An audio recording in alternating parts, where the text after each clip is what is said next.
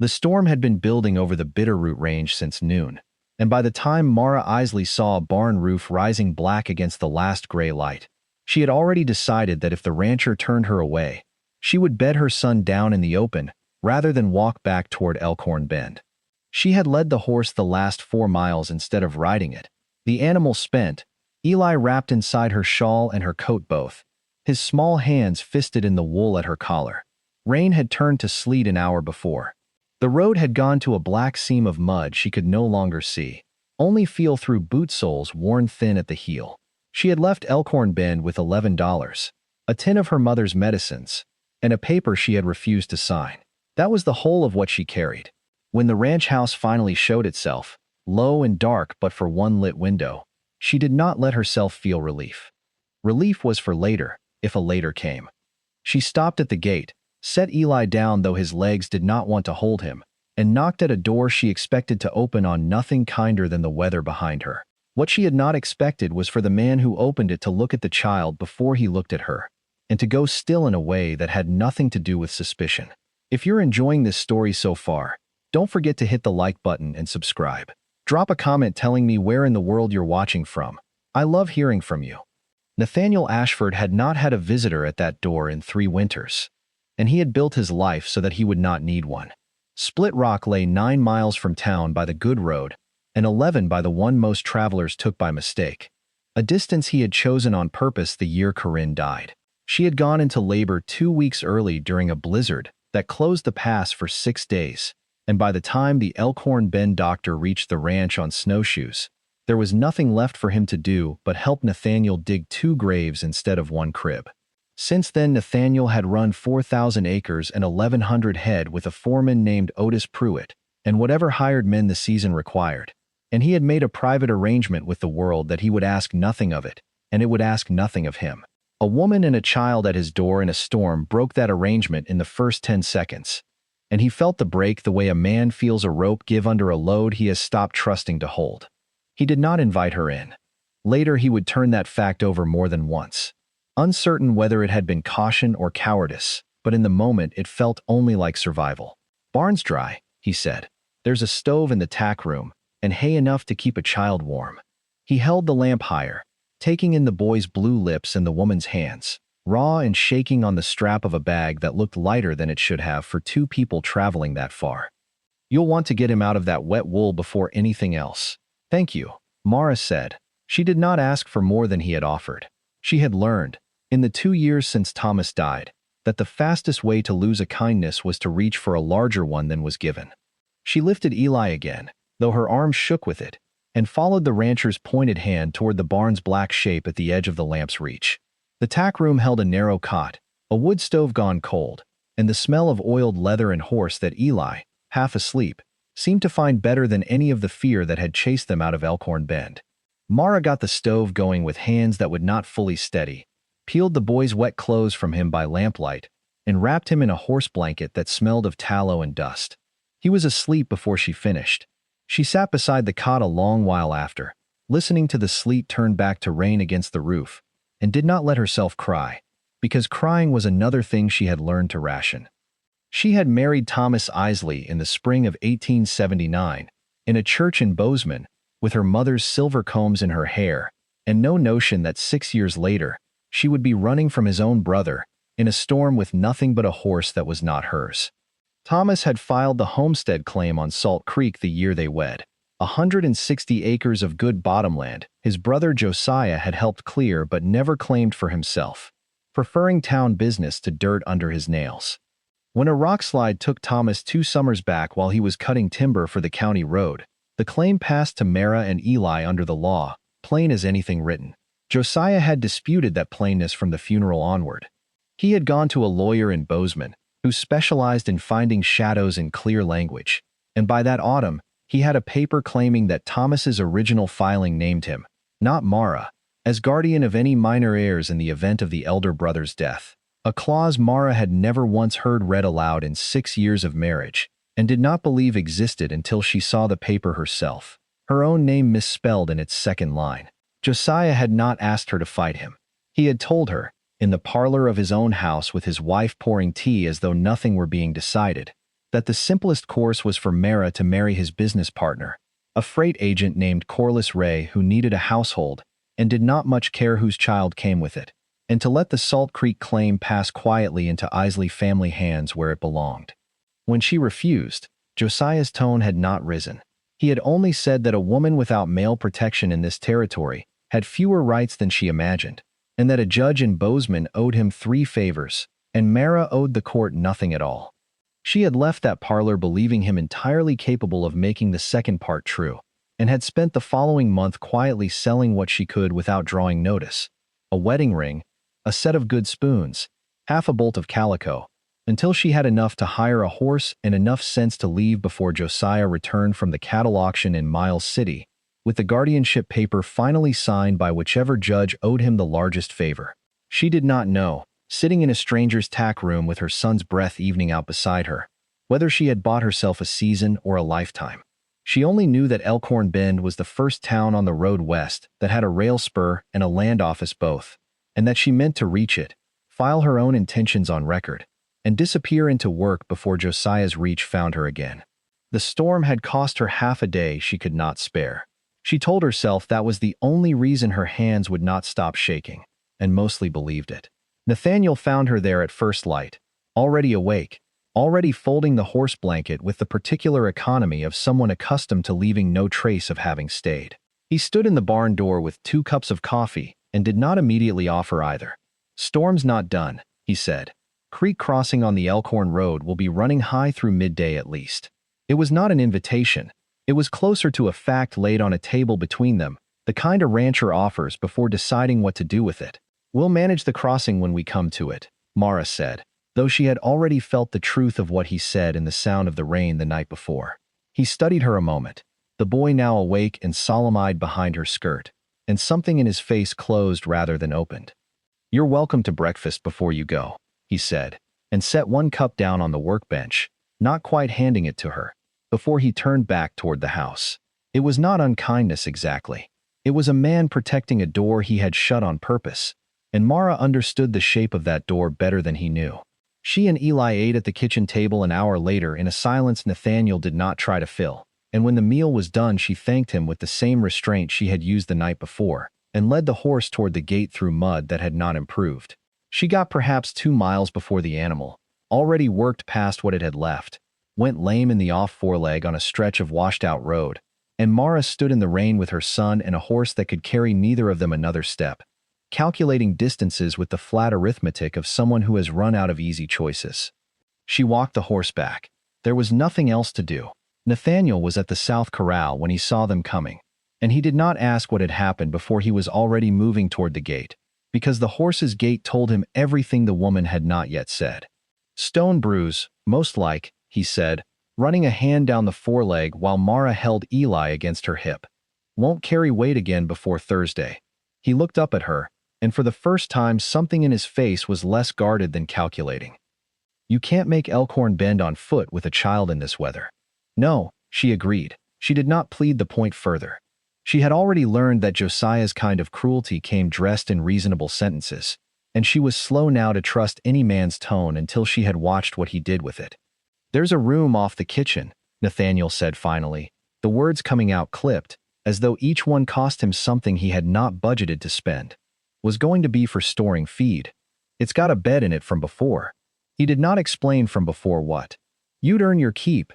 I'm short a hand for the season, and my housekeeper quit in August to marry a man in Butte." It was not warmth. Mara recognized that plainly, and was grateful for it rather than disappointed, because warmth from a stranger would have frightened her more than his caution did.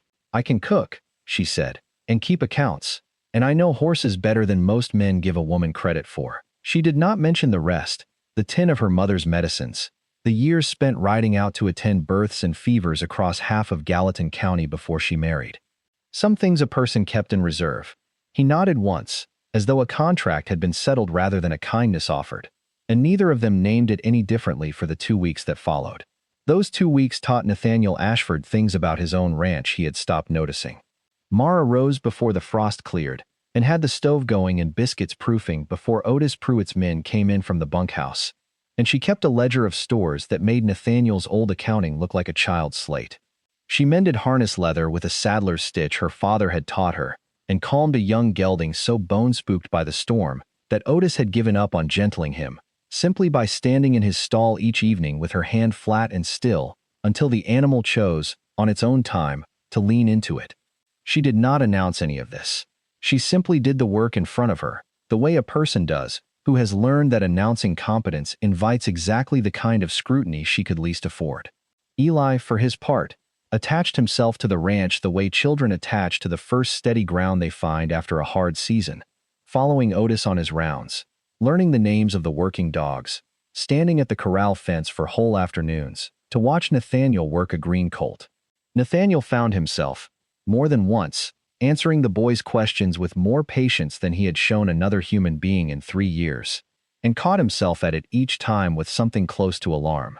The trouble arrived the way trouble in a small territory usually did, riding in on someone else's errand. Otis returned from Elkhorn Bend on a Tuesday, with supplies and news in equal measure, and delivered the news first, standing in the kitchen doorway, with his hat still on out of a habit Mara had not yet managed to correct in him. Man in town asking after a woman and a boy, Otis said. Come in on the stage from Bozeman 2 days back, with a lawyer trailing him and a paper he's showing round the land office. Name of Isley. Says the boy's his kin, and the woman's took him off without lawful right. Otis did not look at Mara as he said it, which told her he had already guessed more than he was saying. Cyrus Pruitt at the general stores the one told him where to ask next. On account of a wagon driver seen a woman and child on the Split Rock Road the week of the storm. Mara set down the bread knife with a steadiness that cost her everything she had. Did he give a name for himself? She asked, though she already knew. Josiah Isley, Otis said. Nathaniel, who had come in from the barn in time to hear the last of it, went very quiet in the doorway. He looked at Mara for a long moment, at the boy's dark head bent over a puzzle of carved wooden blocks at the table, at the woman's hands gone still on the counter. You want to tell me the rest of it, he said. It was not entirely a question, she told him. Not all of it, not that first evening, but enough, standing at the stove with her back half turned so she would not have to watch his face decide what to make of her. The claim on Salt Creek, the paper with her name misspelled. Corliss Ray and the parlor and the judge who owed 3 favors. Nathaniel listened without interrupting, which she had not expected, and when she finished he was quiet long enough that she began preparing herself for the door to close after all. That paper he's showing at the land office, Nathaniel said finally. You never saw the original filing yourself, the one your husband made. No, she admitted. Thomas filed it the year we married. I never had cause to ask for the book to be opened again. Land office keeps its own copy, Nathaniel said. Not the one Josiah's lawyer drew up in Bozeman. The one your husband actually signed, the day he made the claim, sitting in a drawer in Cedric Ames's office, same as every claim filed in this county for the last 20 years. He said it the way he said most things, without ornament, but something in his jaw had set that had not been there a minute before. A man can write whatever he likes on a new paper. He can't unwrite what's already on file. It was the first time since the storm that Nathaniel Ashford had offered her something beyond shelter, and Mara understood, watching his face, that he had not offered it lightly. Josiah Isley arrived at Split Rock 4 days later, not at the door this time, but at the gate, with Corliss Ray beside him, and a third man Mara did not recognize. All 3 mounted, and none of them dismounting when Nathaniel came out to meet them. Otis and 2 of the hands drifted toward the corral fence, with the unhurried purpose of men who had been told, without needing to be told twice, to be visible. Mrs. Isley, Josiah said, touching his hat with a courtesy that did not reach his eyes. I've come a long way to bring my nephew home. He is home, Mara said. She had Eli's hand in hers, though the boy did not understand yet why his mother's grip had gone so tight, and she kept her voice level with an effort that showed only in the whiteness of her knuckles. You've taken up with a stranger and his ranch on a legal claim that isn't yours to hold, Josiah said, and his gaze moved past her to Nathaniel with a flicker of something calculating. I'd have thought a rancher of your standing would be more careful about the company he keeps, Mr. Ashford. A woman running from a lawful guardianship isn't the kind of trouble a man builds a reputation avoiding. I've read the paper you're showing at the land office, Nathaniel said. He did not raise his voice. Cedric Ames let me see the original filing this morning, the one Thomas Isley signed in 1879. There's no guardianship clause in it. Never was. Something in Josiah's face tightened before it smoothed back over. Documents get misfiled, he said. Copied wrong. I've a signed paper from a Bozeman judge that says otherwise, and I intend to see it honored. Then you'll see it honored in a Bozeman courtroom, Nathaniel said, in front of Cedric Ames's original filing, and whatever judge in this territory still answers to the law, instead of to favors owed. Not at my gate. He said it without heat, the way a man states the depth of a creek before another man decides whether to cross it. Until then, the boy stays where his mother says he stays. Josiah held Nathaniel's gaze a moment longer, weighing something, and then looked once more at Mara with an expression that had shed its courtesy entirely. This isn't finished, he said, and turned his horse, Ray and the third man following without a word. The dust of their leaving had not settled before Otis came off the fence rail, hat in hand. Ames'll stand behind what he told you? He will, Nathaniel said. But Josiah's not wrong that a paper from a Bozeman judge carries weight in a courtroom, misfiled clause or not. If he means to fight this proper, it won't end at my gate. It'll end in front of a judge, and judges can be bought same as anyone if a man's patient enough. Mara said nothing for a long moment, watching the road where the riders had gone. Then we make certain it doesn't come to a courtroom he controls, she said. It was the first time since the storm that her voice had carried something other than caution in it. The week that followed passed slower than any week Mara had known since Thomas died. Nathaniel rode into Elkhorn Bend twice, once to sit with Cedric Ames over the county's original ledgers, and once, though he did not say so plainly, to be seen about town going about his ordinary business, so that whatever Josiah might whisper at the Elkhorn House bar would have to compete with a rancher of 30 years standing carrying on as though nothing troubled him. Otis let it be known among the other outfits, without seeming to let it be known at all, that the Isley boys' uncle was the kind of man who bought judges supper before he bought them the truth, and by the time Saturday came, half the ranchers in the county had heard some version of the story and had already settled, in the quiet way such things get settled over branding fires and fence lines, which side of it they stood on. Mara spent the week doing what she always did when fear pressed close, working harder than the day required, restocking her mother's chest of remedies, teaching Eli his letters at the kitchen table each evening, with a patience that cost her more than either of them knew.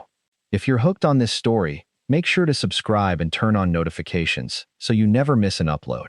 Your support means everything and helps me bring you more emotional stories like this one. The chance came sooner than any of them expected, and not in the shape anyone would have chosen. Elkhorn Bend held its harvest gathering the second Saturday of October every year, a supper and dance in the Grange Hall that drew every family within 20 miles. And this year it drew Josiah Isley too, who had taken a room at the Elkhorn House, and let it be known through Cyrus Pruitt's store that he intended to press his claim publicly before the circuit judge, who happened to be passing through on his way to Bozeman and had agreed, as a courtesy to a man of Josiah's standing, to hear the matter informally at the gathering, rather than wait for the spring court term. Mara had not wanted to go. She had spent 2 years learning that a crowd was the surest place to be recognized, judged, and found wanting, and Elkhorn Bend's Grange Hall would be full of exactly the kind of women who traded in the currency of other people's ruin. Women like Agatha Renshaw, whose husband ran the feed store, and whose tongue, Otis had warned her, could strip the bark off a fence post at 40 paces. But Nathaniel had been playing with her the evening before.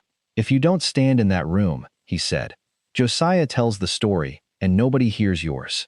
A judge who's already halfway persuaded by a man buying him supper isn't going to go looking for the truth on his own account. You have to put it in front of him where he can't avoid it. She had gone.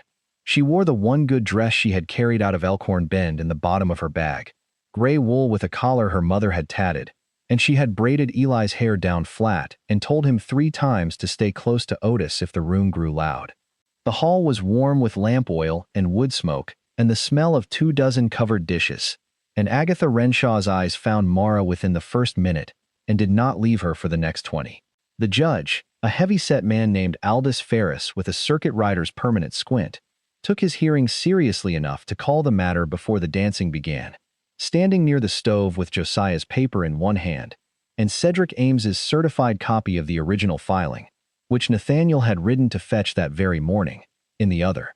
Josiah spoke first, and spoke well, laying out a story of a grieving widow, unfit to manage a homestead alone, A boy better raised among Isley kin with proper schooling and a freight business to inherit.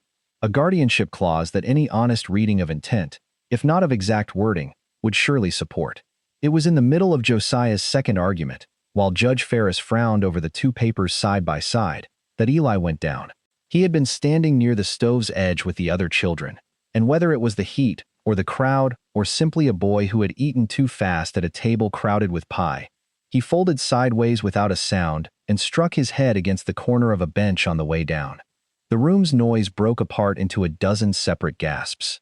Agatha Renshaw's daughter, closest to him, began to cry before anyone had even reached the boy, and it was Mara who got there first, on her knees on the plank floor, with her hands already moving, feeling along his skull, counting his breaths, prying his eyelid open to the lamplight with a thumb that did not shake, though every other part of her did.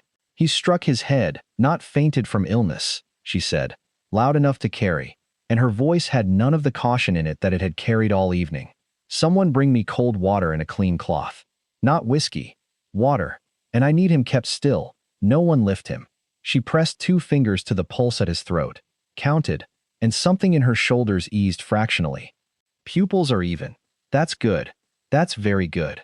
She spoke to Eli directly now, low and steady, the voice Mara used when the world had gone frightening and needed, above all else, one person in it who did not sound afraid. You're all right. Stay still for me a moment. Just a moment. That's my good boy. It was Nathaniel who brought the water, kneeling beside her without being asked, and it was Judge Ferris, of all people, who stood over them both, with his forgotten papers still in hand, watching a woman work with the unhurried precision of someone who had done this before, many times, for people who were not her own child. You've training, Ferris said, when Eli had opened his eyes fully and asked, in a small cross voice, why everyone was staring at him. My mother was a midwife in Gallatin County for 30 years. Mara said, not looking up from her son. I rode with her from the time I was 9. I've set more fevers and breech births and cracked skulls than most doctors this territory has seen, and I never once charged a family what they couldn't spare. She lifted Eli into her lap, and only then did she look up, and the room she looked up into had gone very quiet. Ask anyone in Gallatin County what they called Ruth Calder's daughter before I married and came north. They'll tell you it wasn't unfit. The silence that followed held for a long moment before Otis Pruitt, of all people, broke it.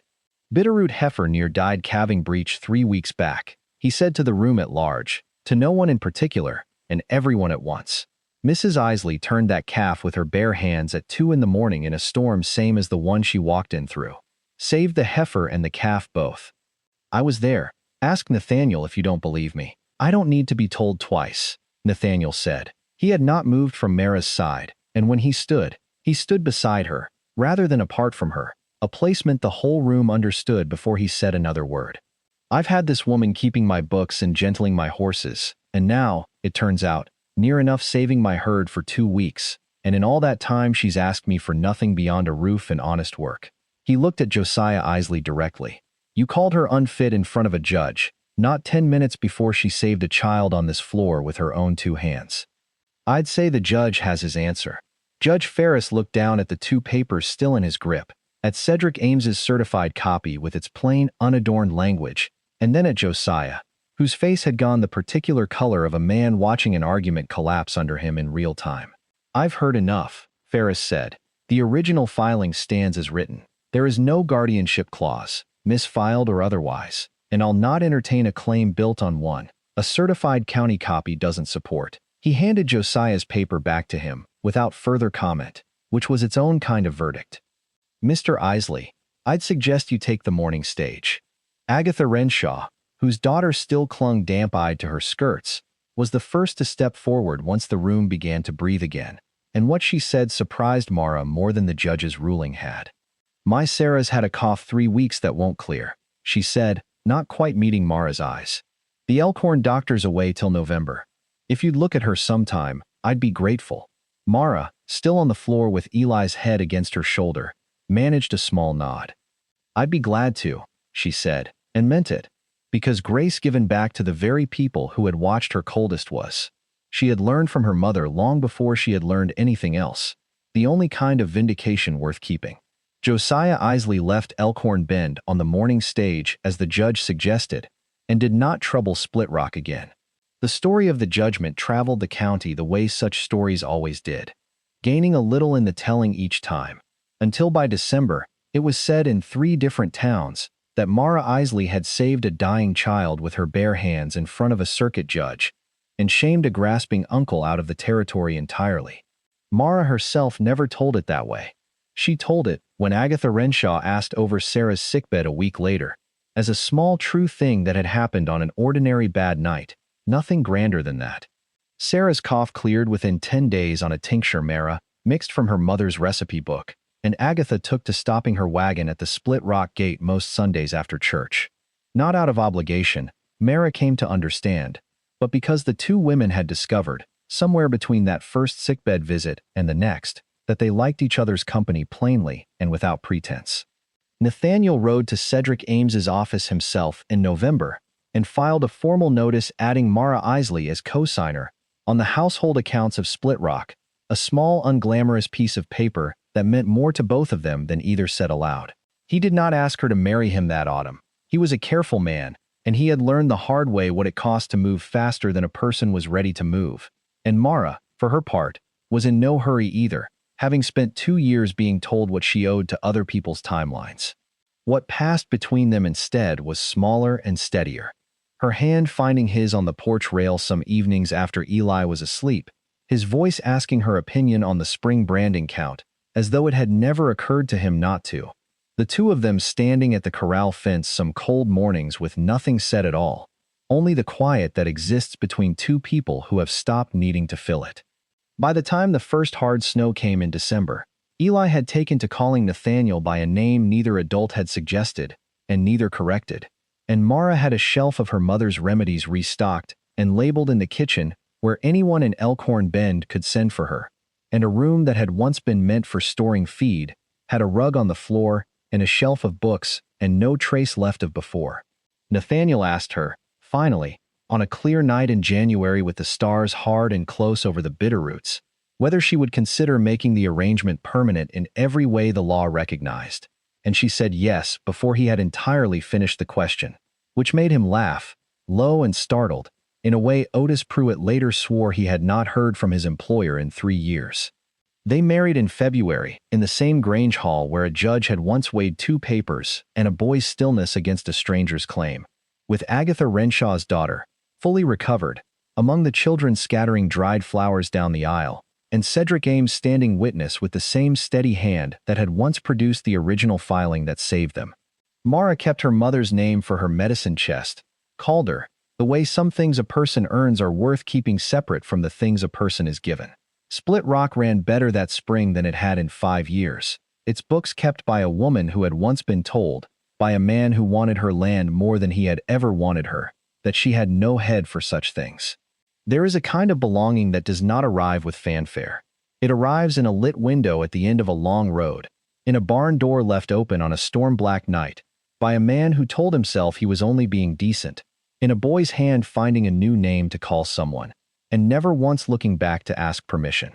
Mara Isley had walked into that storm with $11 and a paper she refused to sign, asking only for a barn to sleep in until morning. What she found instead was the kind of shelter that does not close its door once the weather clears. Thank you so much for watching until the end. If you love this story, check out the other videos on your screen now. I think you'll really enjoy them. And don't forget to subscribe if you haven't already. See you in the next story.